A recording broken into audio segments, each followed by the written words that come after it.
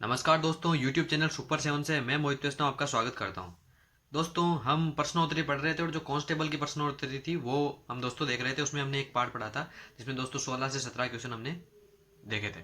आज दोस्तों हम दूसरा प्रश्नोत्तरी देखते हैं। उसमें कौन कौन से क्वेश्चन थे। ये दोस्तों कांस्टेबल भर्ती परीक्षा के क्वेश्चन है कि कौन कौन से क्वेश्चन आए। और दोस्तों अधिकतर क्वेश्चन जो हमने हिस्ट्री और बाकी जो कल्चर के दो टॉपिक पढ़े थे वही दोस्तों अधिकतर क्वेश्चन आए हैं। ज़्यादातर क्वेश्चन उन्हीं में से देखे गए हैं। तो दोस्तों क्वेश्चन है, मीराबाई किस सदी की कवित्री थी। ये दोस्तों क्वेश्चन आया था और ये दूसरी शिफ्ट का क्वेश्चन लगभग लगता है दोस्तों।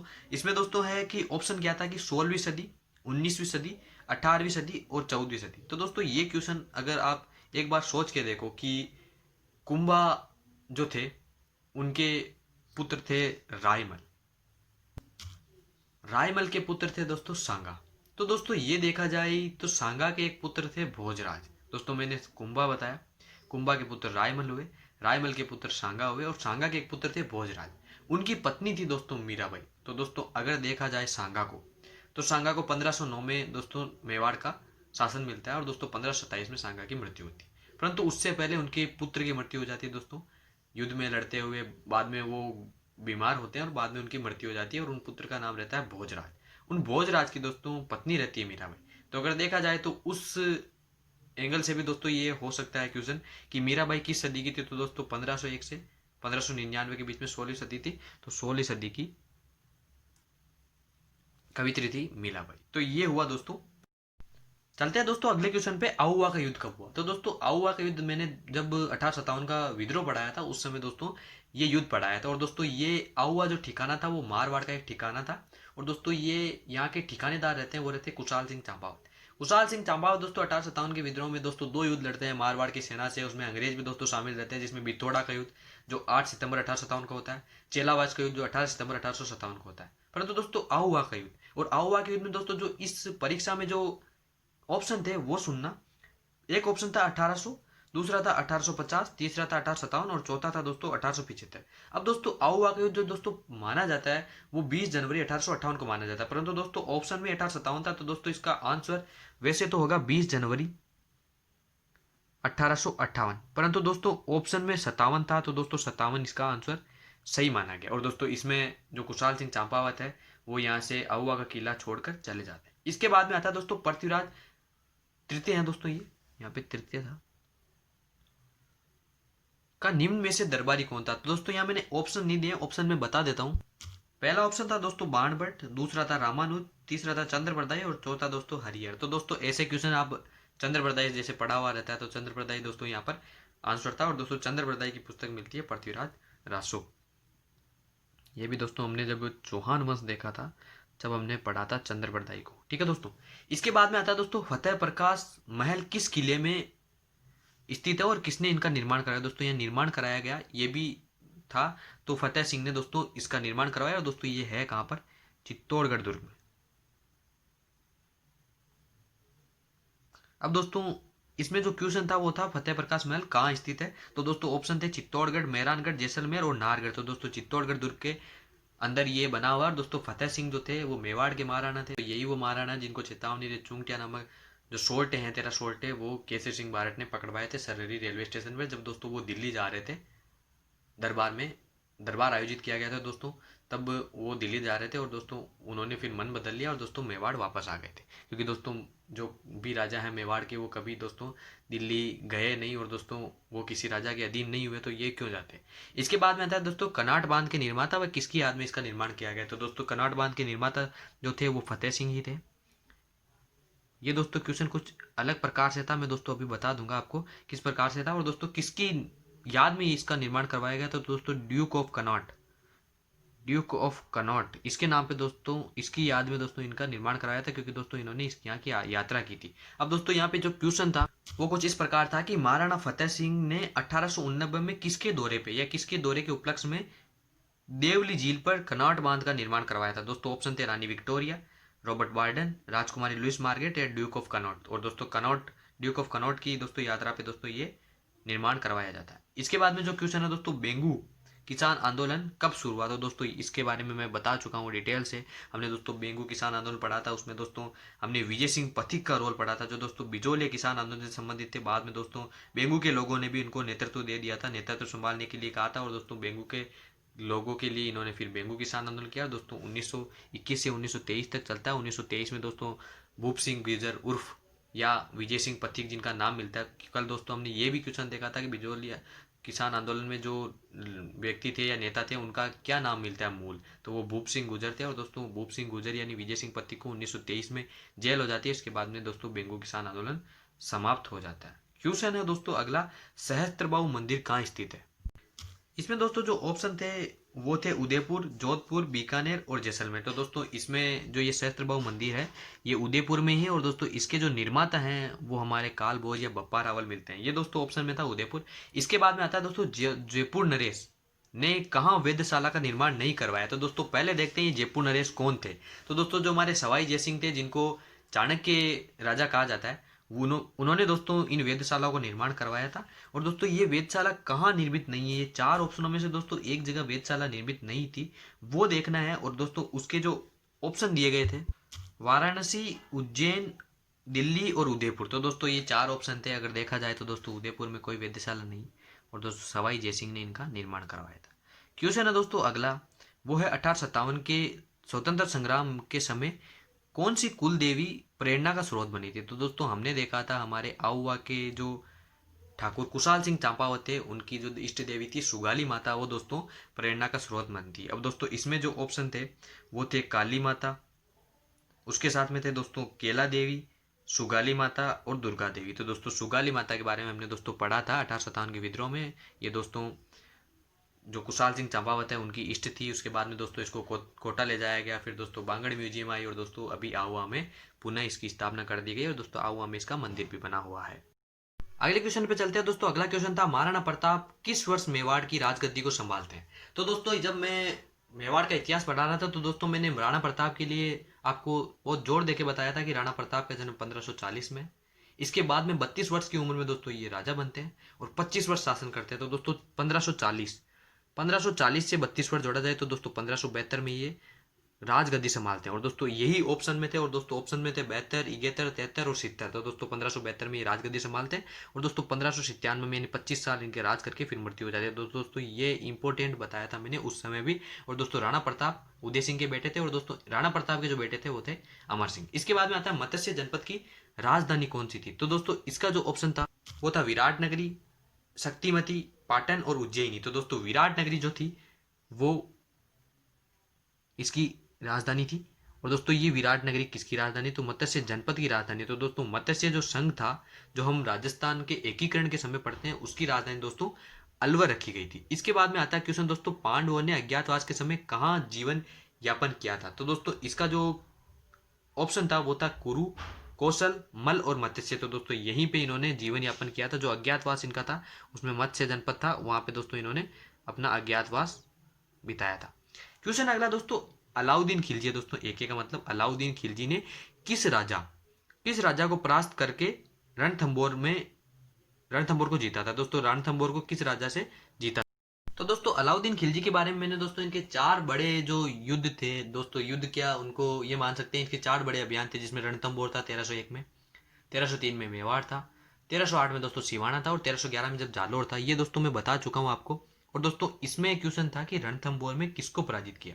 तो दोस्तों रणथंबोर में जो राजा थे उनके लिए नाम दिया गया था ऑप्शन में, ऑप्शन ए था दोस्तों गांगा, फिर था हमीरदेव चौहान, तीसरा था सपात दक्ष और चौथा था राजा जयंत। तो दोस्तों हमीरदेव चौहान को हराया था अलाउद्दीन खिलजी ने,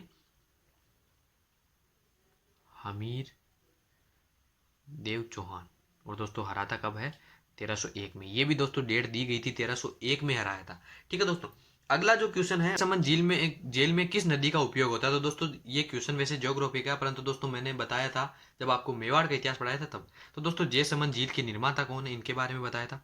1687 में झील बनती है, महाराणा जयसिंह इसके निर्माता रहते हैं। और दोस्तों इसमें जो नदियां गिरती है वो चार नदियां, रूपारेल, गोमती, जामजी और बगाट। परंतु दोस्तों जो ऑप्शन में थी, एक नदी थी दोस्तों गोमती, फिर थी बनास, चंबल और सोम। तो दोस्तों इसमें गोमती नदी जो थी जिसका उपयोग होता है। दोस्तों ऑप्शन में अगर और कोई होती तो वो होती, परंतु दोस्तों गोमती यहाँ दी गई थी और गोमती का दोस्तों मुख्यतः इसमें उपयोग होता है। क्वेश्चन है दोस्तों अगला, ब्रह्म स्फुट सिद्धांत की रचना की। वैसे तो दोस्तों ये इंडिया हिस्ट्री का क्वेश्चन है, परंतु दोस्तों देख लेते हैं कि इसके भी जो रचयिता हैं वो कौन थे। तो दोस्तों इसमें ऑप्शन में थे दोस्तों चंद्रप्रदय, ब्रह्मगुप्त, रामानुज और चक्रपाणी मिश्र। तो दोस्तों ब्रह्मगुप्त इसके रचयिताकार हैं, ब्रह्मगुप्त।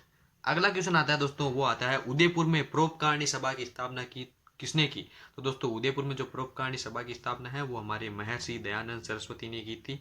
और इसके अलावा दोस्तों इसमें ऑप्शन थे ज्योतिबा फूले, विवेकानंद और ईश्वर चंद्र विद्यासागर। दोस्तों उदयपुर जाते हैं जब दोस्तों अपने आर्य समाज की स्थापना करते हैं, तब दोस्तों उपदेश देते जाते हैं। दोस्तों जोधपुर भी आते हैं, उदयपुर भी जाते हैं, महर्षि दयानंद सरस्वती है वो। क्वेश्चन अगला दोस्तों और भी ज्यादा इंपॉर्टेंट, चक्रपाणी मिश्र की रचना कौन सी नहीं है। और दोस्तों कौन सी नहीं है पर जोड़ देंगे कि कौन नहीं थी। तो दोस्तों विश्व वल्लभ ये थी, मूर्तमाला ये भी थी, राज्याभिषेक पद्धति ये भी थी, परंतु दोस्तों देव मूर्ति प्रकरण जो थी वो इसकी रचना नहीं थी। तो दोस्तों देव मूर्ति प्रकरण किसकी रचना थी, वो थे हमारे कुंभा के दरबारी विद्वान और वो थे मंडन। तो दोस्तों मंडन की एक पुस्तक का नाम दिया गया था और मंडन की पुस्तक थी देव मूर्ति प्रकरण, और वो किसकी रचना नहीं थी, चक्रपाणी मिश्र की। दोस्तों अधिकतर मंडन की जो पुस्तकें हैं उसमें पीछे मंडन जुड़ा हुआ रहता है, परंतु दोस्तों बाकी की जो पुस्तकें मिलती है वो देव मूर्ति प्रकरण ही अलग है। ठीक है दोस्तों, अगले चलते हैं आगे क्वेश्चनों पे। अगला क्वेश्चन है दोस्तों, कोलायत का वार्षिक मेला राजस्थान के किस शहर में आयोजित होता है। दोस्तों ऑप्शन सुन लीजिएगा। पहला ऑप्शन था बीकानेर, झालावाड़, कोटा और पुष्कर। तो दोस्तों कोलाई झील कहाँ पर है, बीकानेर में। और दोस्तों करणी माता का जो देशनोक वाला मंदिर है उसके पास में दोस्तों ये झील है। क्वेश्चन अगला है दोस्तों, कुंभलगढ़ त्योहार किससे संबंधित है। तो दोस्तों ऑप्शन थे राणा मोकल, अलाउद्दीन खिलजी, महमूद खिलजी और राणा कुंभा। तो दोस्तों इसका जो आंसर होगा वो राणा कुंभा होगा। अब दोस्तों ये किस हिसाब से दिया गया है तो वो देख लेते हैं। दोस्तों मोकल से ये संबंधित नहीं है, कुंभा से संबंधित किस प्रकार, तो वो देखते हैं राणा कुंभा। राणा कुंभा की दोस्तों यहाँ पर मृत्यु हुई थी, यहाँ पे मामादेव कुंड के पास में दोस्तों इनको इन्हीं का पुत्र उदा मार देता है। तो दोस्तों वही त्योहार कुंभलगढ़ दुर्ग में राणा कुंभा के लिए बनाया जाता है। और दोस्तों कुंभा को ये भी देखा जाए तो कुंभलगढ़ दुर्ग का निर्माता भी कुंभा ही है। अगला दोस्तों है क्वेश्चन, दोस्तों जल महल किस झील के मध्य है। ऑप्शन सुन लीजिएगा दोस्तों। पहले था मान सागर झील, कायलाना झील, झील फाय सागर और आना सागर। तो दोस्तों मान सागर झील के मध्य ये हैं। और दोस्तों जल महल, दोस्तों जल महल देखा जाए तो दोस्तों सबसे फेमस जो जल महल है डी के जल महल है। और ये जो जल महल है वो जयपुर के हैं। जो मान सागर झील दोस्तों जयपुर वाली है उसके दोस्तों ये महल। और दोस्तों सवाई जयसिंह ने इनका निर्माण करवाया था, क्योंकि दोस्तों जब उसने अश्वमेध यज्ञ करवाया था तब दोस्तों दक्षिण के जो पंडित आए थे उनको ठहराने के लिए इसका निर्माण करवाया था दोस्तों। इसीलिए ये दोस्तों जल महल है वो जयपुर वाले हैं और मान सागर झील के मध्य हैं। तो निर्माता भी सवाई जयसिंह जान लिए। अब दोस्तों आता है आना सागर झील के निर्माता कौन थे।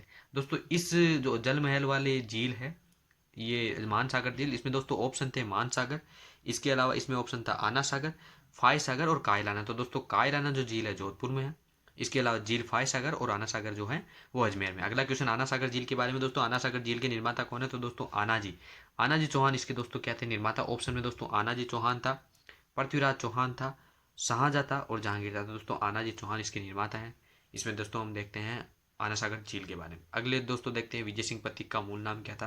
तो दोस्तों इनका नाम था भूप सिंह गुजर, भूप सिंह गुजर। ये क्वेश्चन दोस्तों रिपीट हुआ है, भूप सिंह गुजर। काफी क्वेश्चन दोस्तों रिपीट भी हुए थे।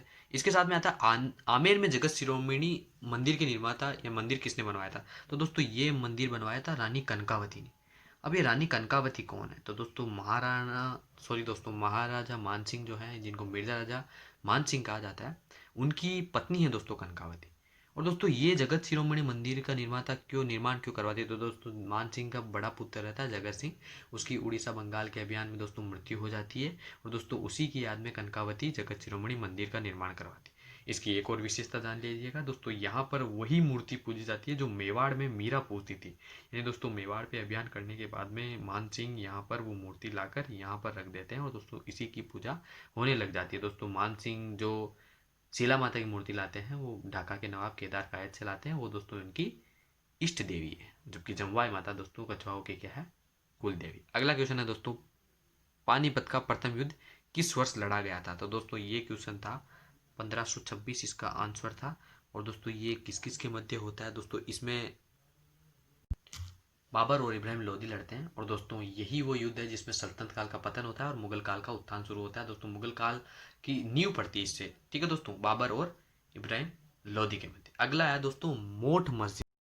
दोस्तों ये जो मस्जिद है ये दिल्ली में स्थित है और दोस्तों इसके निर्माता रहते हैं वो रहते हैं सिकंदर लोधी। दोस्तों सिकंदर लोधी बहलोल लोधी के बाद में शासक बनते हैं और सिकंदर लोधी के बाद में दोस्तों इब्राहिम लोधी राजा बनता है। लोधी वंश से संबंधित है। इसके निर्माता कौन है? सिकंदर लोधी। कौन है? सिकंदर लोधी। दोस्तों मध्यकालीन भारत का क्वेश्चन है दोस्तों। अभी एक मैं बाद में बताऊंगा दोस्तों ऐसे क्वेश्चन जो हमें और भी जानकारी रखनी चाहिए इनके बारे में। दोस्तों क्वेश्चन अगला, रजिया सुल्तान किस वर्ष शासिका से हटाया गया, यानी गद्दी से इसको कब हटाया गया? तो दोस्तों ये जो डेट है ये 1240 है। अब दोस्तों रजिया सुल्तान कब बनी थी? तो दोस्तों रजिया सुल्तान बनी थी 1236 में शासिका। और दोस्तों होता क्या है? दोस्तों इल्तुतमिश की पुत्री है रजिया। और दोस्तों जो सल्तनत काल है उसमें 5 वंश है, गुलाम, खिलजी, सैयद, तुगलक और लोधी वंश। दोस्तों गुलाम, खिलजी, तुगलक, सैयद, लोधी वंश है, उनका सीक्वेंस है दोस्तों ये। इसके बाद में दोस्तों जब गुलाम वंश शुरू होता है उसमें कुतुबुद्दीन ऐबक पहला शासक बनता है। फिर दोस्तों इल्तुतमिश शासक बनता है और इल्तुतमिश के बाद में रुकनुद्दीन फिरोज शासक बनता है। फिर रजिया शासक बनती है और दोस्तों एकमात्र महिला शासिका है सल्तनत काल में। और दोस्तों वैसे देखा जाए तो मुगल काल तक दोस्तों यही महिला शासिका है। बाद में दोस्तों मुगल डायनेस्टी हमारी खत्म होती है 1857 के विद्रोह के समय। दोस्तों जो बहादुर शाह जफर द्वितीय हैं, सॉरी दोस्तों बहादुर शाह सेकेंड है, वो जफर नाम से कविताएं लिखते थे, इसलिए दोस्तों उनको जफर पीछे जुड़ता है, बहादुर शाह जफर। तो दोस्तों वहाँ तक हमारी जो मुगल काल है वो खत्म होता है। फिर दोस्तों अंग्रेजों का वैसे ही काल शुरू हो जाता है और 1862 में दोस्तों उनकी मृत्यु होती है जफर साहब की। अब दोस्तों आज यहाँ जो जो हमने क्वेश्चन किए उसके अलावा जो क्वेश्चन बनते हैं या बचे थे जो हमारे से रिलेटेड नहीं थे परंतु दोस्तों उनको जानना जरूरी है, वो देखते हैं।